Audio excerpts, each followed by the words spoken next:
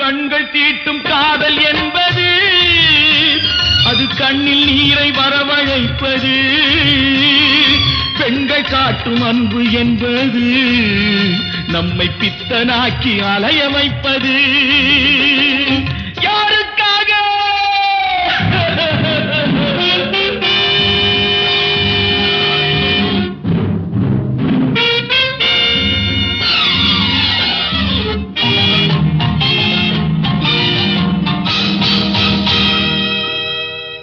எங்கிருந்து சொந்தம் வந்தது, இன்று எங்கிருந்து நஞ்சு வந்தது?